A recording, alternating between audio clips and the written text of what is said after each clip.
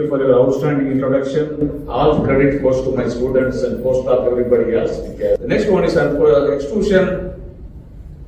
It's well studied process. It's a continuous manufacturing practice, but there's a lot of things you can do with extrusion also, combining thermal and non-thermal, ultrasound, things like that can be incorporated into the continuous manufacturing process. You all know that there are single screw extruder, dual screw extruder. Within the dual screw extruder can be intermeshing, counter rotating or co-rotating, and that will have a different mixing, different shears, things like that. The main thing is extrusion can be used as a bioreactor.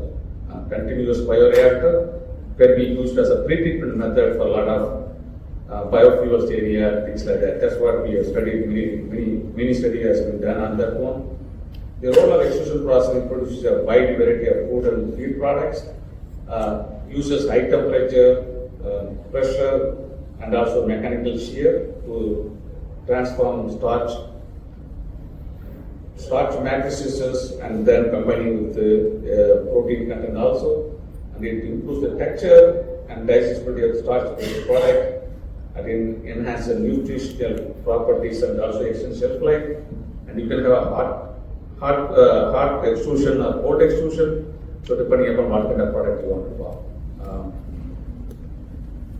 So thermal and non-thermal technology can be combined with the extruder as a bioreactor, and it can ensure the structural transformation while preventing pathogen contaminations.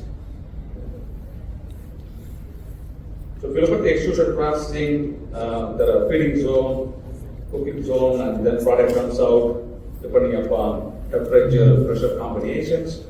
In terms of energy input, there is thermal energy, barrel heating, and also mechanical energy.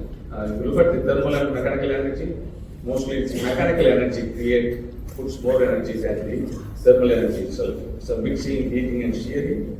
And it can have expanded product, cooked product, or non-expanded product also you can obtain from this process.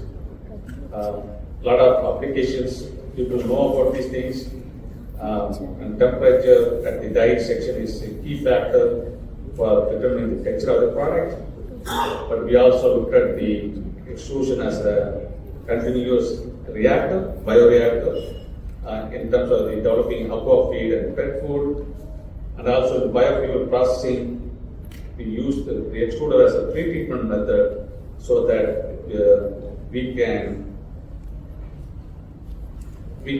have modifications of lignocellulose material, and then that will enhance the final downstream fermentation process. So we were able to obtain 97% yield in terms of the converting lignocellulose material into the bioethanol.